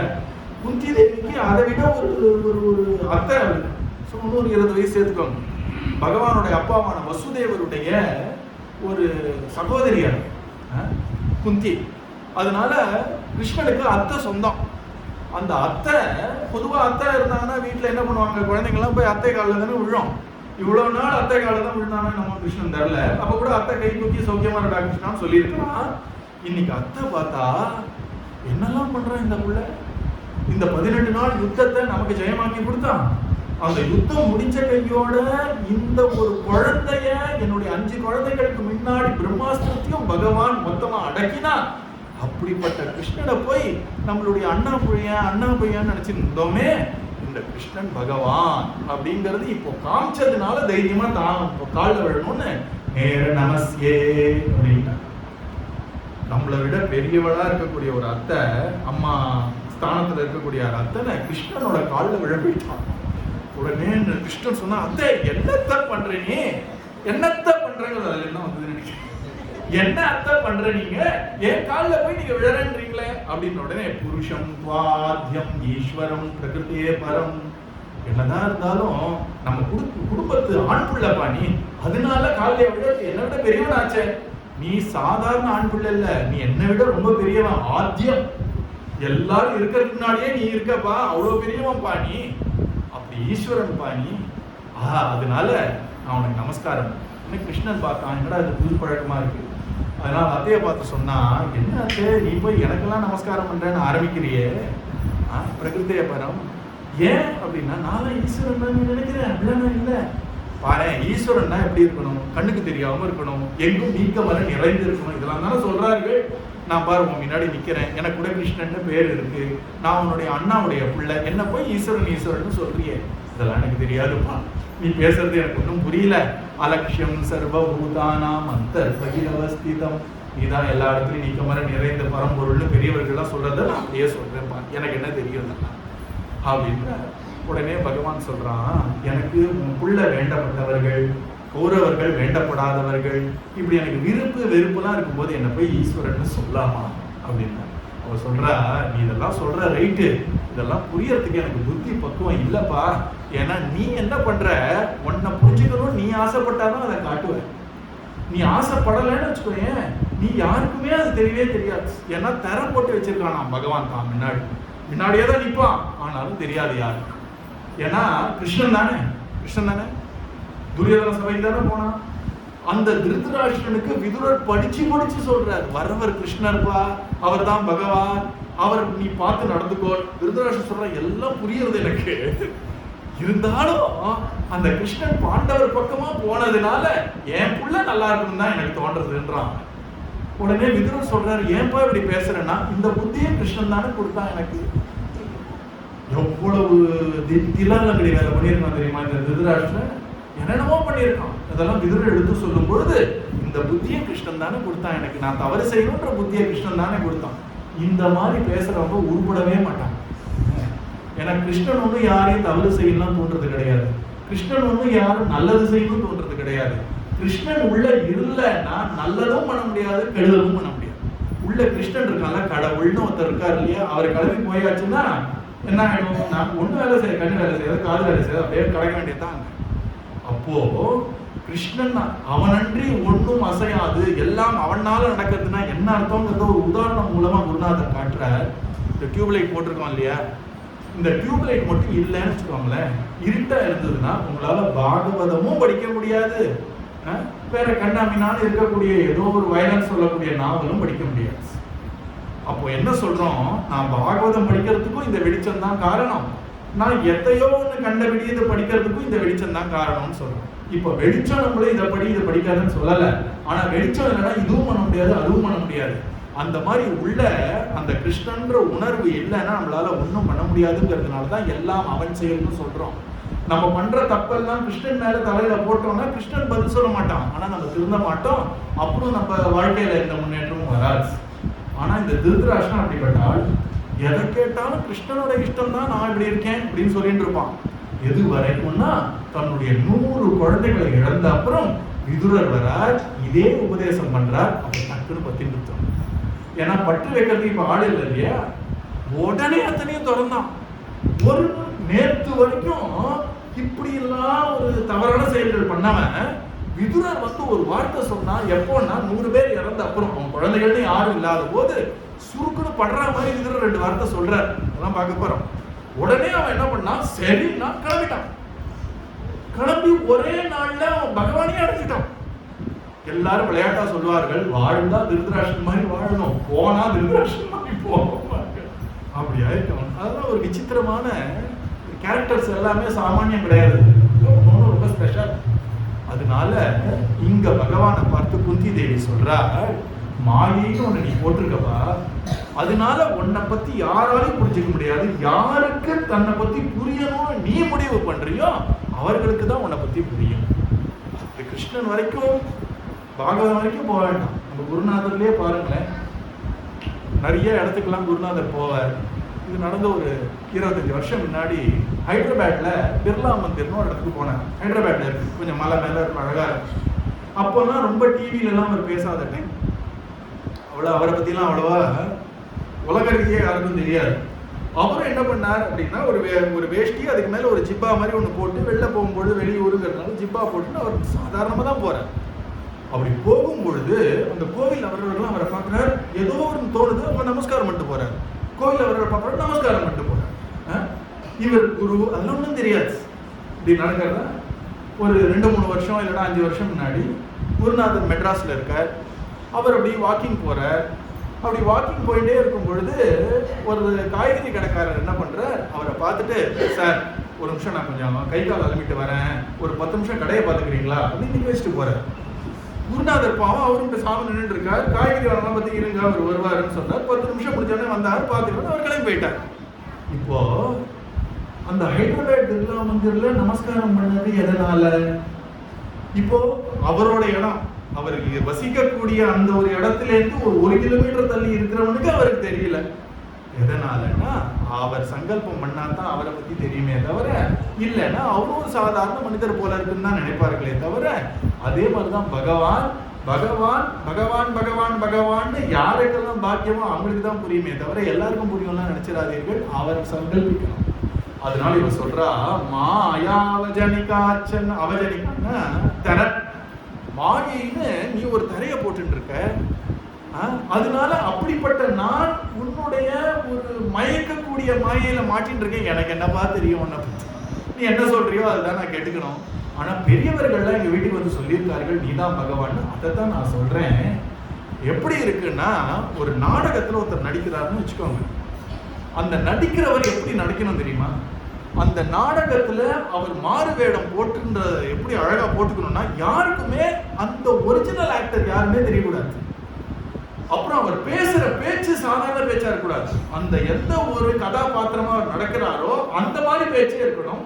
சொந்த பேச்சு ஒரு சின்ன ஒரு சாயல் கூட இருக்கக்கூடாது. அவர் நடக்கிற நடையா இருக்கட்டும், பழகிற விதமா இருக்கட்டும், எப்படி அவர் நடிக்கணும்னா, அவருடைய சொந்த அம்மாவே ஃபர்ஸ்ட் ரோல உட்காந்து டிராமா பார்த்தா கூட இதான் என் பையன் இல்லையே அப்படின்னு டவுட் வர மாதிரி இருக்கும். பகவான் அப்படிதான் நடிப்பானா. அவன் வந்து நடிச்சான்னா அவன் பக்கத்துல இருக்கக்கூடிய அம்மா கூட இவன் பகவான் அப்படின்னு புரிஞ்சுக்காத அளவுக்கு நடிப்பான். யசோதை எவ்வளவுன்னு பகவான் மலையே தூக்கினானா, ஆனாலும் என் குழந்தை தான் அவனுக்கு வருது. ஏன்னா அவனுக்கு அதுதான் பிடிச்சி, உன் பக்தி தான் எனக்கு வேணுமே தவிர என் கால விழத்துக்கெல்லாம் உன்னை நான் கூட்டின்னு வரலைங்கன்றான். அதனால பகவான் சங்கல்பம் பண்ணாதான் அவன் பெருமையை தெரிஞ்சுக்க முடியுமே தவிர தானாலாம் தெரியாது. இது புத்தி ரொம்ப அழகா சொல்றான். இந்த மாயின்னு ஒரு தரையை போட்டுட்டு பகவான் தரைக்கு பின்னாடி ஆக்டர் மாதிரி நடிக்கிறான்னா என்னத்த தெரியும்? ஒண்ணு என் கண்ணும் சரியா தெரியல, நீயும் நடிக்கிற, எப்படி கண்டுபிடிக்க முடியும்? அதனால நீயாதான் காமிச்சாதான் உண்டு. அதனால நீ ஏன் தெரியுமா அவதாரம் பண்ண? நல்ல ஞானிகள்லாம் கூட கிருஷ்ண பக்தி பண்ணணுங்கிறதுக்காகத்தான் நீ அவதாரம் பண்ண.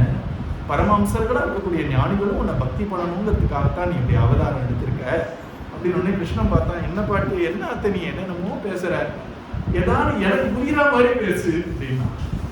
உனக்கு புரியுற மாதிரின்னா சரி, உனக்கு புரியுற மாதிரி பேசு.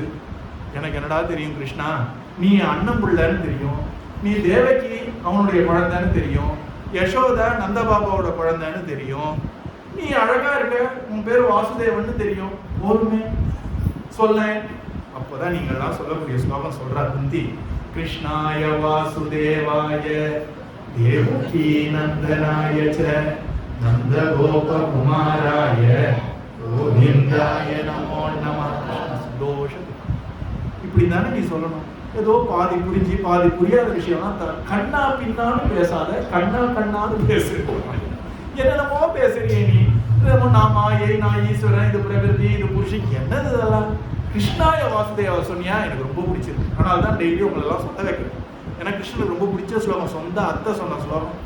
அதனால கிருஷ்ணன் சொன்னா இது நல்லா இருக்கு, ஒன்னும் சொல்லு அப்படின்னா.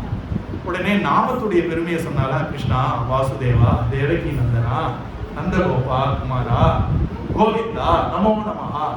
நல்லா இருக்கு. அடுத்தது அவனுடைய ரூபத்தை பார்த்தா என்ன அழகா இருக்கு இந்த குழந்தை. நம பங்கஜநாபாய. கிருஷ்ணா உன்னுடைய நாபி கமலம் மாதிரி இருக்கு, தாமரை மாதிரி இருக்கு. நம பங்கஜ மாலினே, நீ போட்டு இருக்கக்கூடிய மாலை கூட தாமரை மாலையா இருக்கு. உன் கண்கள் பார்த்தா மலர்ந்த தாமரை மாதிரி இருக்கு. உன்னுடைய திருவடியை பார்த்தா அடியும் அத்தே அப்படின்னு உன் அடியும் அழகா தாமரை மாதிரி இருக்கு. கிருஷ்ணன் குளிர்ந்து போயிட்டான். கிருஷ்ணனை நல்லா நீங்க ரொம்ப அழகா இருக்கடா கிருஷ்ணா, அழகா கிருஷ்ணன் பாடினாதான் அவனுக்கு ரொம்ப பிடிக்குமே தவிர நான் தத்துவத்தை பாடுறேன் தர்மத்தை பாடுறேன்னா போர் அடிச்சு போயிடும் கிருஷ்ணன். இந்த பாண்டுரங்கன் ஒரு வாட்டி எல்லாரும் பஜனை பண்ணிட்டே இருந்தாங்க. கிருஷ்ணன் தானே பாண்டுறாங்க பண்டரபுரம். அப்போ இந்த ஏகநாதர், நாம்தேவ் அவங்கெல்லாம் பாடிட்டு இருக்காங்க, துக்காராம்லாம் பாடிட்டு இருக்காங்க. பாடிட்டு இருக்கும்பொழுது கிருஷ்ணன் ஒரு பாட்டை இப்படி பார்த்துட்டு இங்கெல்லாம் பாடிட்டு இருக்காங்க, இவன் வேற ஏதோ பாட்டை பார்த்துட்டு இருக்கான். உடனே இந்த பக்தர்கள்லாம் போய் கேட்டா, பாண்டுறங்க என்ன அப்படின்னா, என்ன பாண்டுறங்க, நாங்கள்லாம் ரொம்ப அழகா ஏகாதசி மகிமை பாடுறோம், பகவத்கீதை மகிமை பாடுறோம், உன்னுடைய மகிமையை பாடுறோம், நீ ஏதோ ஒரு சீட்டை வச்சுட்டு நீ பார்த்துட்டு இருக்கியா, அது நான் அதெல்லாம் ஒன்றும் இல்லை, நீங்க பாடுறதுதான் நான் பார்த்துட்டு இருக்கேன், காட்டேன்.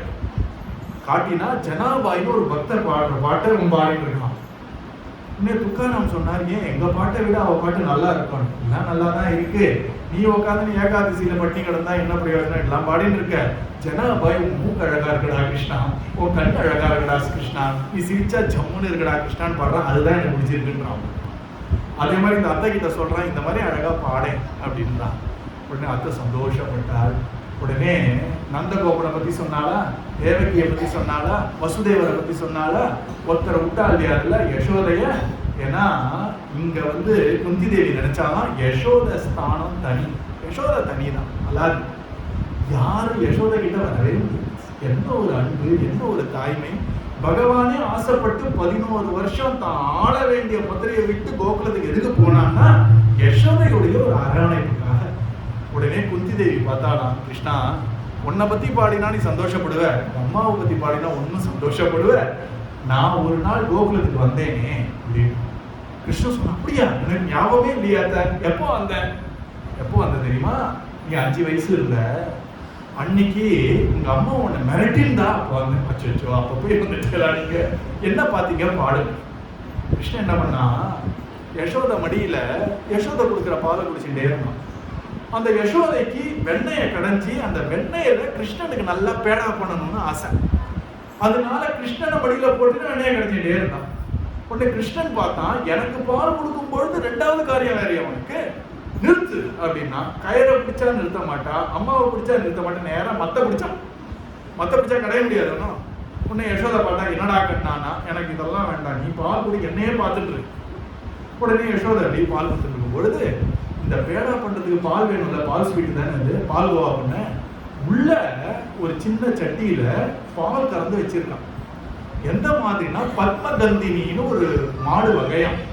அது கிருஷ்ணனை தவிர வேற யாருக்கும் பால் கிடையாது. அதுல யசோதை கிருஷ்ணனுக்காகவே அந்த ஒரு மாட்டுக்கிட்டே இருந்து பால் கறந்து கிருஷ்ணன் கிட்ட நல்ல கெட்டியா அழகா பால் கோவா கொடுக்கணும்னு அங்க சுட வச்சிருக்கா, மறந்து போயிட்டான்.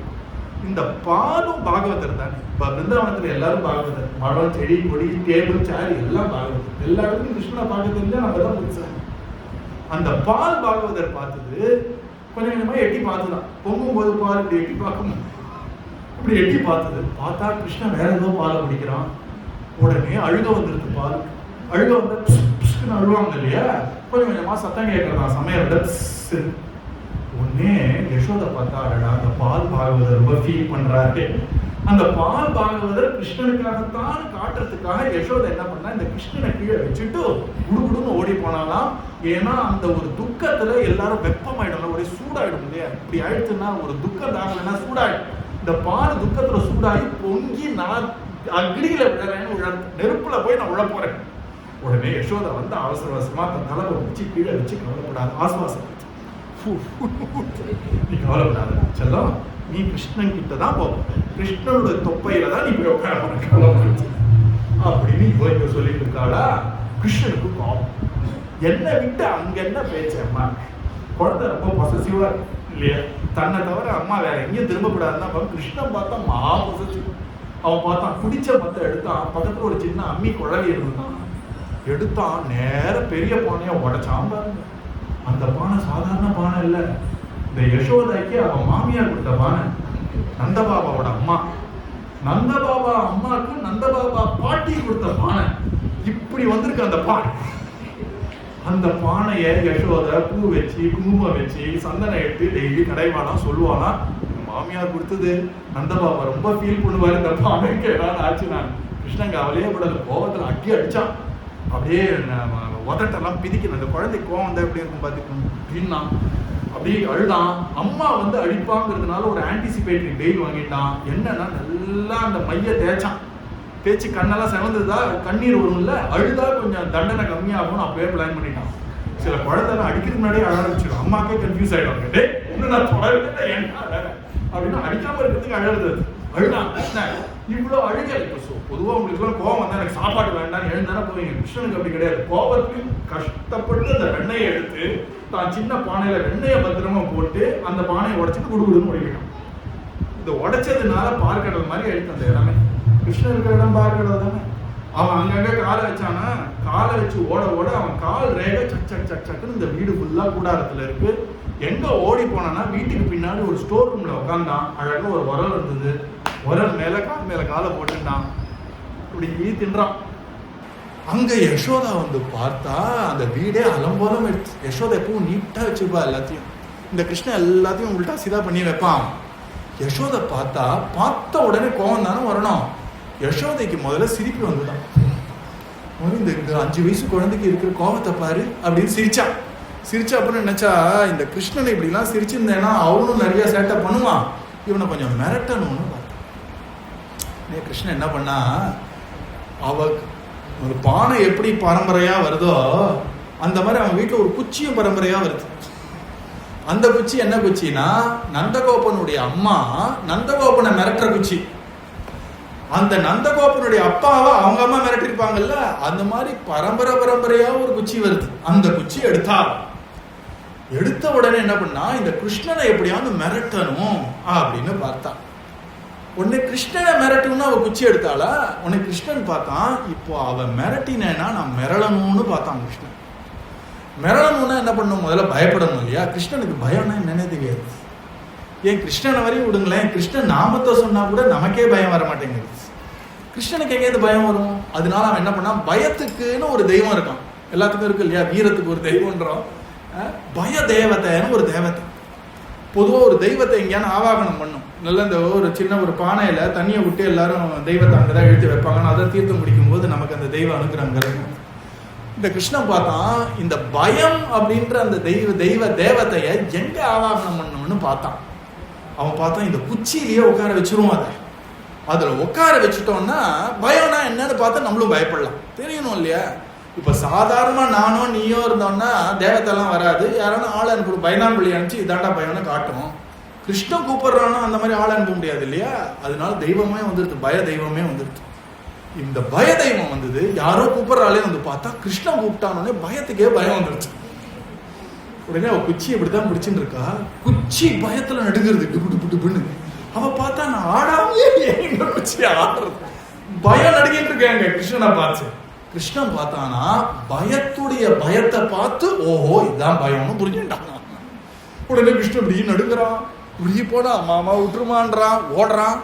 யசோதா வர, உன்னை இன்னைக்கு விடவே போறதுடா பயலே, ஒரு இடம் கொடுக்க நீ என்னெல்லாம் பண்ற, எங்க மாமியார் கொடுத்த பானையை உடச்சு விட்டியாடான்னு துரத்துறா. கிருஷ்ணன் என்ன பண்றா, முன்ஜாக்கிரதே அம்மா கட்டி போடுவான்னு நல்லா தெரிஞ்சு இருக்கிற அந்த ஒரு கயிறெல்லாம் கடிச்சு சின்ன கயிறாக்கிட்டான். இப்போ யசோதைக்கு கட்டுறதுக்கு கயிறு கிடைக்கல. இவனை முதல்ல பிடிக்கணுமோ, ஓடுறான், அவன் ஓடுறான், இவன் ஓடுறான், அவன் ஓடுறான், இங்க ஓடுறான், அங்க ஓடுறான். அவளால முடியல. கிருஷ்ணனை நம்மளா தேடினாலும் பிடிக்க முடியாது, அவனா பிடிபட்டாதான் உண்டு. அவ எல்லாத்தையும் கீழே போட்டு கிருஷ்ணா முடியலடான்னு உடனே பார்த்தான், அம்மா பாவம் இவ்வளவு எடுத்து போட்டு என்ன பிடிக்கிறதுக்கு அம்மா இவ்வளவு கஷ்டப்படுற, நீ ஓடாம நின்றுந்தா நானே உன் மடியில வந்து உட்காந்துட்டு இருப்பேன் அப்படின்னு கிருஷ்ணன் கிட்ட போற மாதிரி போறான். டபால்னு பிடிச்சிட்டான். உடனே அவ சொன்னா, நீ ரொம்ப சேட்டை பண்ற, நிறைய வேலை இருக்கு எனக்கு, அது வரைக்கும் உன்னை கட்டி போடுறேன், அப்பா வரட்டும் அப்புறம் பாத்துக்கிறேன் உன்ன அப்படின்றான். உன்னை பயவான் நடுங்கிறான், இந்த வாட்டி விட்டுருமா, இந்த வாட்டி. இதை வந்து குலசேகர ஆழ்வார்னு ஒரு ஆழ்வார் பார்த்து சொல்ற, யாரு இங்க கை கூப்புறான், யாரு இங்க நடுங்குறான், அவனை பார்த்து உலகமே நடுங்கிறது, அவனை பார்த்து யமன் நடுங்கிறான், அவனை பார்த்து இந்திரன் நடுங்கிறான், அவனை பார்த்து பிரம்மா நடுங்கிறது. அந்த 5 வயசு பகவான் அம்மாவை பார்த்து நடுங்கிறான், ஏங்கி நின்ற எடிவே அப்படின்றான். உடனே அம்மா சொன்னாலாம், நான் உன்னை கட்டுறேன் பா அப்படின்னு. ஏன் கட்டேன் அப்படின்னா, இருக்கிற கயிறெல்லாம் முடிச்சு போட்டா பெரிய கயிறாச்சா, உரல்ல அப்படி நிக்க வச்சு இப்படி கட்டலான்னு பார்த்தா கரெக்டா 2 விறகடை கம்மியா இருக்கு, 1 இன்ச்சு கம்மியா இருக்கு. உடனே பார்த்தேன், கயிறு கொண்டு வாடு. ஒன்னும் பெரிய ஒரு 2-3 அங்குலம் கயிறு எடுத்துன்னு வரா. போனதுக்கு இந்த அங்குலம் 2 அங்குலம் ஜாஸ்தியா இருக்கு, ஆனாலும் கட்டணும்னு பார்த்தா கரெக்டா 1-2 வேக. அவ இந்த மாதிரி 3-4 வாடி பட்டு கயிறையும் கீழே போட்டு, உன்னை கட்ட முடியலையேப்பா. உடனே அவன் சொன்னான், பாவம் அம்மா கஷ்டப்படுறா அப்படின்னு. அம்மா கொஞ்சம் பயத்தை நான் கொஞ்சம் உள்ள இழுத்துக்கிறேன், இப்ப கட்டு பார்ப்போம் அப்படின்னா கட்டிக்கிட்டான். கண்ணினும் சிறுத்தாம்பினால் கட்டுண்ண பண்ணிய பெருமாயன். அவனை யாராலையும் கட்ட முடியாது, அன்புதான் கட்டித்தவனை, அன்புனால தன்னை கட்டுப்படுத்தின்ட்டான். அப்படி கட்டி விட்ட உடனே பகவான் அப்படியோ உட்கார்ந்துட்டான். உடனே யசோத, இங்கே இருக்கணும், கட்ட அவுக்க கூடாது, சரியா? சரிமா கிளம்பி போற. அம்மா போன உடனே இங்க இருந்து எடுத்தான் வெண்ணே, அம்மாட்டி சாப்பிட்டு இருக்க. அம்மா பார்த்தா அழறான், பார்க்காத போது வெண்ணை சாப்பிடுறான். அவனுக்கு 2 கண்ணு இருக்கணும்னா, ஒரு கண்ணு அழறதோ, ஒரு கண்ணு சந்தோஷமா சாப்பிட்டு இருக்கு. அது எப்படியோ அது கிருஷ்ணனால தான் மனம். இது பண்ணிட்டே இருக்கும்போது பக்கத்துல இந்த ஆஞ்சநேயருக்கு இந்த ராமர் கிருஷ்ணரா வந்திருக்க, இந்த கேரக்டரே மாறி போயிடுத்துனோடனே அவருக்கு ஒரு கியூரியாசிட்டி, நம்ம ராமச்சந்திர பிரபு தான் கிருஷ்ணர், இந்த கிருஷ்ணர் எப்படி இருக்காருன்னு எட்டி பார்த்தா நடுங்கி போயிட்டு அம்மாவை துரத்துறா, இவர் ஓடுறாரு, கட்டின்னு இருக்காரு, டி பார்க்கறாரு. உடனே கிருஷ்ணன் வா அப்படின்னாரு. நான் அடியேன் அதெல்லாம் இங்க வா அப்படின்றான். அதெல்லாம் மரியாதை எல்லாம் வேண்டாம், இங்க வா, அன்புதான் முக்கியம். பிடிச்சி இழுக்கிறான். அவர் வரமாட்டேன்ற வாழை பிடிச்சி இழுத்து உட்கார வச்சு அந்த எங்கேயானு ஒரு வானரத்துக்கு வெண்ணெய் படையல் நீங்க கேள்விப்பட்டிருக்கீங்களா? பழம் கொடுக்கலாம், பட்டாணி கொடுக்கலாம். இந்த கிருஷ்ணன் ஆரம்பிச்சு வச்சது நல்லா ஆஞ்சநேயர் ஊற்றான். அவர் வேண்டாம் வேண்டான்றார், இங்க போட்டுறான், இங்க போடுறான், இங்க தடவறான். அவனுக்கு என்னன்னா இவ்வளவு வெண்ணெய் எடுத்துட்டோம், சாப்பிட முடியலன்னு திரும்பி கொடுத்தோம்னா நமக்கு ரொம்ப இழுக்குன்னு நினைக்கிறான். இந்த குழந்தை எல்லாம் என்ன பண்ணும், ஐஸ்கிரீம் கடைக்கு அம்மா கூட்டின்னு போவா. போனவங்க எனக்கு இந்த பெரிய டப் ஐஸ்கிரீம் வேணும். அந்த அம்மா சொல்லுவாரு, பாரு வாங்கி தரத பத்தி இல்ல, நீ சாப்பிடுவ.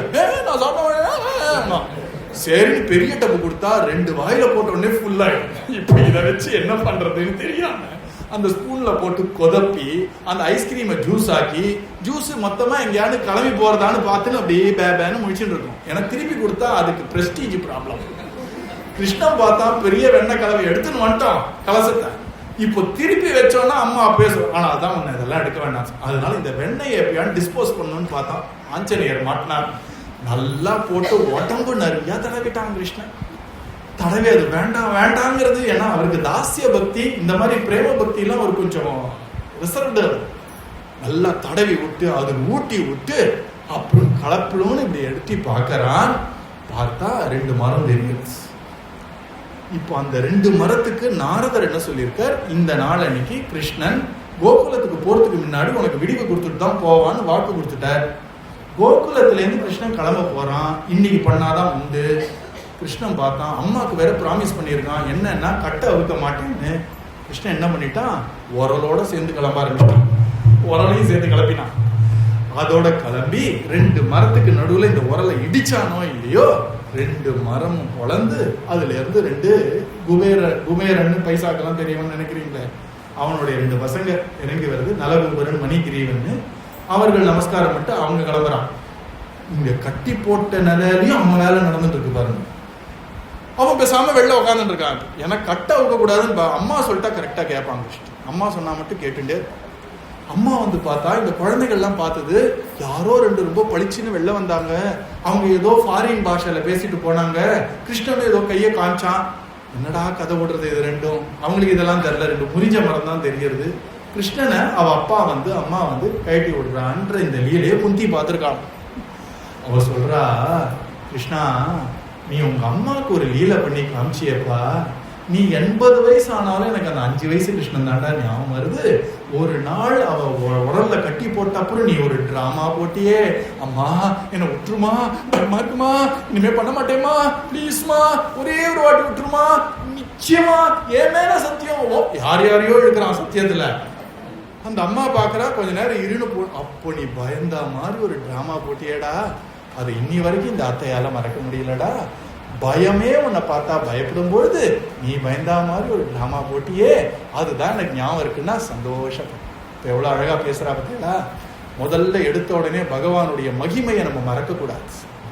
அதை முதல்ல சொல்றா. மகிமையை நினைச்சு பகவான் ரொம்ப பெரியவன், நம்ம ரொம்ப சிறியவர்கள், பகவான் நமக்கு அனுகிரகம் பண்ணாதான் நம்ம சௌக்கியமா இருக்கலான்ற மரியாதை முதல்ல இருக்கணும். மரியாதை இல்லாத பக்தின்னு ஒரு பக்தியே கிடையாது. முதல்ல மரியாதை இருக்கணும். அந்த மரியாதையை நல்ல ஸ்திரமா ஃபவுண்டேஷன் மாதிரி போடுறா குந்தி முதல்ல. அதுக்கப்புறம் மரியாதை இருந்தா மட்டும் போராது. பகவான் ரொம்ப பெரியவன் சார், ஒரு பிரயோஜனமும் இல்லை, அவர் பெரியவரா இருந்துட்டே இருப்பார். நாமா சொல்லு, கிருஷ்ணாய வாசுதேவாய. பகவானுடைய அழகான ரூபத்தை பாரு, நம பங்கஜமாலினே. அதுக்கப்புறம் பகவானுடைய லீலைகள் எல்லாம் நீ நினைச்சு பாரு. இப்படி எல்லாம் பண்ணிட்டு அப்புறம் நீ பிரார்த்தனை பண்ணேன்னு காட்டுறாங்க குந்தி. அதனால இன்னைக்கு குந்தி தேவியோட முதல் 4 ஸ்லோகங்கள் தான் பார்த்து 26 இருக்கு. அதனால அவ முதல்ல எடுத்த உடனே பகவானுடைய பெருமை. நம்ம நாமத்வார் வந்த உடனே நம்ம ஹரிராம சொல்றோம் இல்லையா, நாம சொல்லும்போது மனசு சும்மா தானே இருக்கு. முதல்ல பண்ண வேண்டியது கிருஷ்ணனுடைய பெருமையை நினைக்கணும். எவ்வளவு பெரிய உலகம். நம்மளே எல்லாரும் இந்த கூகுள் மேப்லாம் வச்சிருக்கீங்கல்ல, எனக்கு பொழுது போல என்ன தெரியுமா பண்ணுவேன், இந்த கூகுள் மேப் சின்னதாக்கிட்டே போயிட்டு நம்ம முதல்ல பெருசா பார்க்கும்போது இது ஏன் வீடுறா அப்படின்னு நம்ம வீடு கூட தெரியும் கூகுள் மேப்ல. அப்போ என் வீடு அப்படின்னா ஸ்கிரீன் நிறைய நம்ம வீடு தெரியும். கொஞ்சம் சின்னதாக்குங்க, வீடு ஸ்க்ரீனோட 10% ஆகிடும். இன்னும் சின்னதாக்குங்க, சென்னையே ஸ்க்ரீனோட 10% ஆகிடும். இன்னும் சின்னதாக்குங்க, பாரத தேசமே ஒரு புள்ளி மாதிரி இருக்கும். இன்னும் சின்னதாக்கினா நம்ம எர்த் இருக்கு இல்லையா, பூமியே ஒரு புள்ளி மாதிரி இருக்கு இவ்வளோ நட்சத்திர மண்டலத்தில். இது அத்தனையும் நடத்துறவன் நம்ம பிரேமிக்க வரதன். அவனை பார்க்க தான் நீங்க வரீங்கன்ற ஞாபகத்தில் உள்ளவன். இதுதான் பக்தியுடைய அடிப்படை. பகவான் ரொம்ப பெரியவர். அவருடைய ஒரு சங்கல்பத்துல தான் உலகம் நடக்கிறதுங்கிறத மறக்காம முதல்ல மரியாதைன்ற அஸ்திவாரம் போடணும். ஆனா அந்த மரியாதைன்ற அஸ்திவாரம் வெள்ள தெரியக்கூடாது. ஒரு வீடு கட்டினார், அஸ்திவாரம் தெரியறதுன்னா ஏதோ பிரச்சனை அர்த்தம். அஸ்திவாரம் தெரியக்கூடாது, ஆனா இருக்கணும். அந்த அஸ்திவாரத்துக்கு மேலதான் ஒரு அழகான குடில் கட்டுறோம். அந்த குடில் என்ன அப்படின்னா பகவன் நாம கீர்த்தனம், ரெண்டாவது பகவானுடைய அழகான ரூபம், மூன்றாவது அவனுடைய இனிமையான லீலை இல்லையா. அதைத்தான் நம்ம குருநாதர் அழகா எழுதிருக்கலாம் தெரியல. நமக்கு 4 விஷயங்கள் இருக்கு. முதல் விஷயம் மகாமந்திர கீர்த்தனம், ரெண்டாவது விஷயம் ராதாகிருஷ்ணன்ற யுகலத்துக்கான ஒரு சேவை, மூன்றாவது விஷயம் பாகவதம்ங்கிறது பகவானுடைய லீலை, நாலாவது விஷயம் பிருந்தாவனமோ நாமத்வாருக்கோ அடிக்கடி வந்து அங்க இருக்கக்கூடிய ஒரு பாக்கியம். அதனால இங்க குந்தி தேவி அழகா இந்த 3 காட்டுறா. என்ன காட்டுறான்னா, முதல்ல பகவானுடைய ஒரு பெருமையை தெரிஞ்சுக்கணும். அவன் ஏதோ நம்ம பக்கத்து வீட்டு குழந்தை மாதிரி கிடையாது. அவன் உலகத்தையே ஆளுக்கொள்ளக்கூடிய ஒருவன். அவன் நினைச்சா என்ன வேணாலும் பண்ண முடியும். அவனுடைய மகிமைக்கு அளவு கிடையாதுன்னு முதல்ல பெருமையை தெரிஞ்சுட்டு, அடுத்தது அவனை நாம சங்கீர்த்தனம் பண்ணாதான் நமக்கு அவனுக்கும் ஒரு தொடர்பு வரும். மூணாவதா அவனுடைய அழகான ரூபம். நாமத்வாரில் நாமம் போறோம்னா எதுக்கு ராதாகிருஷ்ணரை பிரதிஷ்டை பண்ணும் குருநாதர்? ஏன்னா அவன் ரூபத்தை பார்த்து அவனுடைய அழக கொஞ்சம் ரசிக்க. நாலாவதா என்னன்னா அவனுடைய லீலைகள். இந்த பாகவதம் கேட்கிறோமே, அந்த மாதிரி லீலைகளை அப்பப்போ கேட்டு அதை ஞாபகம். இதெல்லாம் பண்ண அப்புறம் 1-2-3 ஸ்டெப் இருக்கு. அது நம்ம அடுத்த வாரம் பார்ப்போம். அதுக்கப்புறம் தான் நம்ம பண்ண வேண்டியது அவன்கிட்ட பிரார்த்தனை. இப்படி பிரார்த்தனை பண்ணீங்கன்னா சரியா இருக்கும் பிரார்த்தனை. அந்த பிரார்த்தனையும் பகவான் செவிமடுத்து அதுக்கு தேவையானது என்ன அனுகிரகம் பண்ணுமோ அவன் பண்ணுவான். பிரார்த்தனைங்கிறது செய்தி படிக்கிற மாதிரியான நியூஸ் ஐட்டம் கிடையாது. கிருஷ்ணா எனக்கு நாளைக்கு எக்ஸாம், இத்துடன் செய்திகள் முடிவடைகின்றன அப்படின்னா செய்தி அப்படியா சரின்னு உட்காந்துட்டு இருப்பான். பிரார்த்தனைனா சும்மா நியூஸ் சொல்றது கிடையாது. பிரார்த்தனைனா நாம சொல்லணும், பகவானுடைய பெருமையை கொஞ்சம் ஞாபகம் வச்சுக்கணும். அதுக்கப்புறம் பகவானுடைய லீலைகளை கொஞ்சம் ஸ்மரிச்சுட்டும் இந்த ஒரு பகவான் கிட்ட மண்ணாடுறது தான் பிரார்த்தனை. இதுதான் குந்தி தேவி காட்ட போறா. குந்தி என்ன பிரார்த்தனை பண்ண போறான்னு, போகாத கிருஷ்ணான்னு பிரார்த்தனை பண்ண போறா. எங்கேருந்து போகாதன்னா, இந்த இடத்த விட்டும் போகாத, இந்த இடத்த விட்டும் போகாத, என் ஹிருதயத்தை விட்டும் போகாத, எங்க நாட்டை விட்டும் போகாத, உள்ளையும் வெள்ளையும் எப்போ இருக்கணும் எங்க கூடன்னு நான் பிரார்த்தனை பண்ண போறேன்.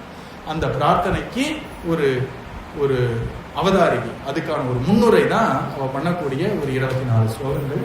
அப்படி 26 ஸ்லோகங்கள் கொண்ட இந்த குந்தியோட ஸ்துதியை பார்த்துட்டு வரும். பொதுவாக பார்ப்போம் அந்த குந்தி ஸ்துதி.